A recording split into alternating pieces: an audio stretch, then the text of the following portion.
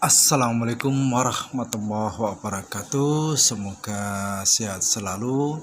Kita lanjutkan materi PKK untuk SMK Kejuruan Mapel PKK dengan KD 3.13. Judulnya Metode Perakitan Produk Barang dan Jasa. Metode perakitan produk barang jasa kode KD 313. Pengertian metode perakitan produk barang atau jasa. Perakitan adalah suatu proses penyusunan dan penyatuan dari beberapa bagian komponen menjadi suatu alat atau mesin yang mempunyai fungsi tertentu. Pekerjaan perakitan dimulai bila objek sudah siap untuk dipasang dalam satu rangkaian dan berakhir bila objek tersebut telah bergabung dalam satu rakitan secara sempurna. Perakitan juga dapat diartikan penggabungan antara bagian yang satu terhadap bagian yang lain atau pasangannya. Kita lanjutkan slide berikutnya. Dalam produksi massal, proses perakitan dapat dilakukan secara otomatis. Misalnya, proses pengikatan, pemasangan baji atau pasak, pengelasan, penyekrupan atau drilling, dan lain-lainnya dalam urutan rangkaian proses produksi. Hal ini dilakukan untuk mendapatkan hasil pada setiap produk dengan bentuk yang standar. Pada prinsipnya, perakitan adalah proses yang terdiri dari beberapa bagian-bagian komponen menjadi satu dijadikan dalam suatu produk. Dengan pemilihan pekerjaan terhadap pemisahan hasil perakitan yang baik dan hasil perakitan yang buruk atau kurang sempurna untuk pemakaian akhir. Di dalam metode perakitan produk barang atau jasa, kita nanti akan mengenal 3 prinsip, yaitu prinsip perakitan produk, 2 jenis-jenis perakitan, 3 faktor-faktor yang mempengaruhi kegiatan perakitan. Kita lanjutkan. Adapun pembahasan metode perakitan, yang pertama adalah prinsip-prinsip perakitan produk barang atau jasa sebagai berikut. A. Meletakkan peralatan dan pekerja dalam urutan pekerjaan atau operasional, sehingga setiap bagian atau komponen dapat dipasang secara berurutan sampai dengan proses akhir. B. Area kerja untuk pemasangan komponen dibuat secara nyaman, sehingga pekerja dapat dengan mudah dapat memasang komponen ke dalam rangkaian produk. Misalnya pekerjaan yang berjalan di atas konveyor. Dalam metode perakitan banyak sekali penghematan waktu yang diperoleh. Pekerja dapat memasang komponen-komponen secara terus-menerus tanpa harus menunggu proses akhir. Selanjutnya, pada prinsipnya bahwa setiap pekerja mempunyai tanggung jawab terhadap tugasnya masing-masing. Misalnya, memasang komponen sesuai urutannya dan dapat melanjutkan pekerjaan produk lainnya tanpa menunggu produk akhir tersebut selesai. Meskipun proses pekerjaan tersebut terlihat mudah dan sederhana, bahwa dengan metode perakitan tetap saja membawa dampak kerugian terutama bagi para pekerja, karena pekerja akan merasa terasingkan dan merasa jenuh karena harus melakukan pekerjaan yang sama setiap hari. Misalnya dalam sehari, pekerja dapat melakukan kegiatan yang sama sebanyak ratusan kali untuk memasang komponen yang ada pada bagian yang sama. Permasalahan lain yang timbul adalah sempitnya ruang gerak pekerja karena tata letak yang buruk ketika berada di perusahaan tanpa memperhatikan faktor ergonomi tata letak ruang pekerja. Selanjutnya yang kedua, adapun pembahasan metode perakitan, yaitu jenis-jenis perakitan. Dalam proses kegiatan perakitan terdapat beberapa jenis perakitan yang dapat digunakan terutama di dunia industri. Hal ini tergantung pada pekerjaan yang dilakukan dan akan dihasilkan. Dalam hal ini biasanya faktor bentuk dan jumlah produk yang akan dihasilkan sangat menentukan jenis perakitan yang dilakukan. Secara umum terdapat dua jenis perakitan dalam sebuah produksi. Selanjutnya kita akan menjelaskan tentang dua macam jenis perakitan yang sudah sering kita gunakan, yaitu perakitan manual. Yang pertama, perakitan manual adalah perakitan yang sebagian prosesnya dilakukan atau dikerjakan secara konvensional atau menggunakan tenaga manusia dengan peralatan yang sederhana tanpa adanya alat bantu yang spesifik atau khusus. Yang kedua, perakitan otomatis.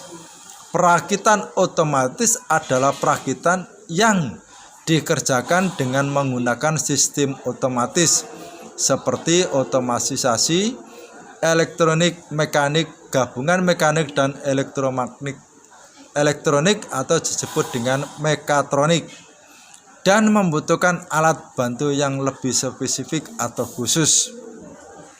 Untuk menggunakan jenis perakitan ini dapat dibedakan lagi menurut jenis produk yang akan dilakukan perakitan. Adapun jenis perakitan berdasarkan jenis produk yang dilakukan perakitan sebagai berikut. Pertama, produk tunggal.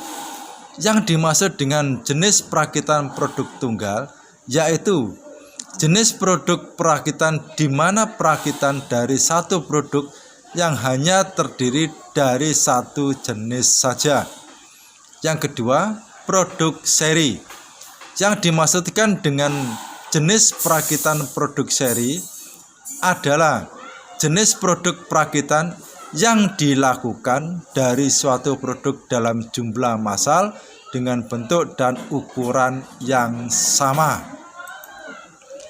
Nah, kita menginjak pada perakitan yang ketiga, yaitu faktor-faktor yang mempengaruhi kegiatan perakitan. Kegiatan perakitan dalam proses produksi dipengaruhi oleh beberapa faktor. Beberapa faktor yang mempengaruhi kegiatan perakitan adalah A. Jenis bahan yang akan mengalami perakitan. Pada setiap jenis bahan terdapat sifat-sifat khusus dari bahan-bahan lainnya, sehingga sewaktu dilakukan perakitan pada jenis bahan terlebih dahulu harus diketahui sifat-sifatnya. Hal ini dikarenakan sifat-sifat bahan ini sangat berpengaruh terhadap metode pemilihan penyambungan atau perakitan. B. Kekuatan yang dibutuhkan. Adanya pertimbangan kekuatan yang dibutuhkan dalam suatu konstruksi sebaiknya sudah dihitung terlebih dahulu pada saat merencanakan desain konstruksi produk yang akan diproduksi.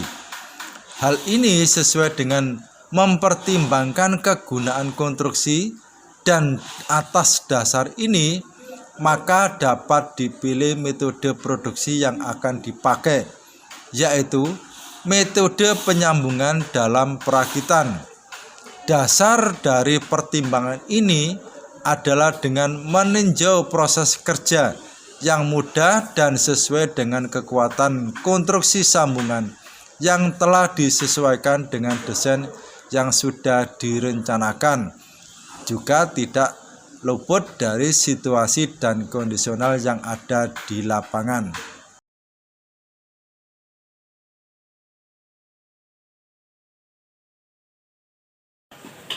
Assalamualaikum warahmatullahi wabarakatuh. Kami dari kelas 12 ya guys. T1 akan membuat rak sepatu seperti ini. Perkenalkan, nama saya Dina Rahmawati Abdul. Perkenalkan, nama saya Muhammad Tito Maesa Bianto, absen 26. Perkenalkan, nama saya Arjunanda Restu Ibrahim, absen 8. Perkenalkan, nama saya Kusnul Arifin, absen 20. Nama saya Salsabila Ulfandari Sumut Aziza, nomor absen 34.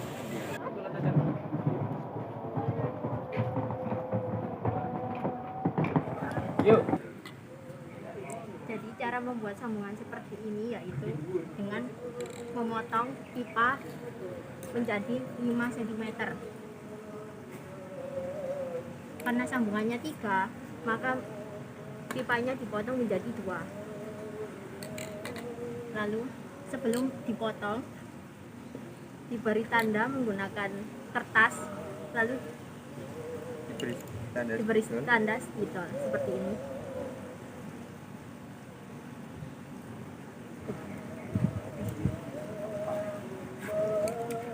Kalau sudah seperti ini lalu dipotong. Setelah itu pipa T digabungkan dengan pipa yang dipotong 5 cm tadi. Seperti ini dan menjadi seperti ini. Setelah membuat sambungan ini, lalu kita lanjut ke tahap berikutnya, membuat kaki-kaki raknya.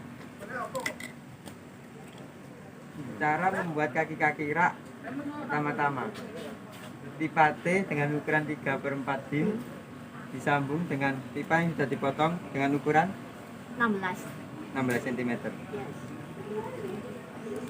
Jadi seperti ini. Dan beri sambungan yang 5 cm tadi ke bagian Ke ini dalam dan ini. sini. Seperti ini. Contohnya seperti ini. Lalu lanjut cara membuat alas rak sepatu seperti ini. Pertama-tama siapkan pipa 3 bagian masing-masing berukuran 70 cm. Lalu masukkan, lalu sambungkan dengan sambungan yang sudah kita buat tadi menjadi seperti ini.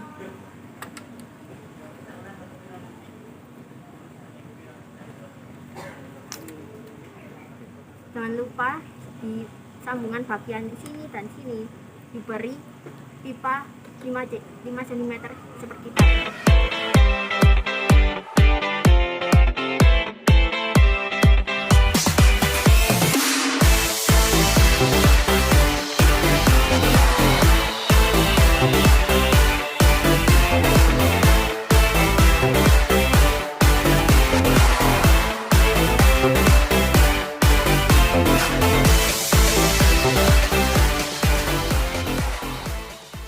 Tahap terakhir, cara merakit rak sepatu.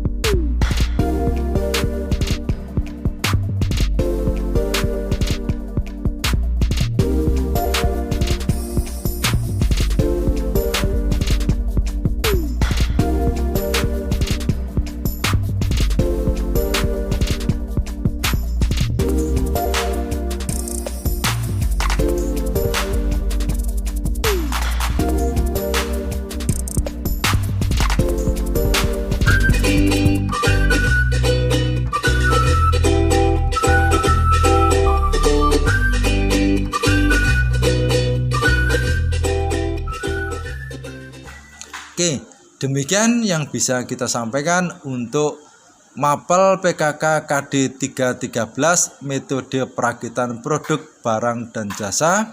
Semoga bermanfaat, semoga sehat selalu. Assalamualaikum warahmatullahi wabarakatuh.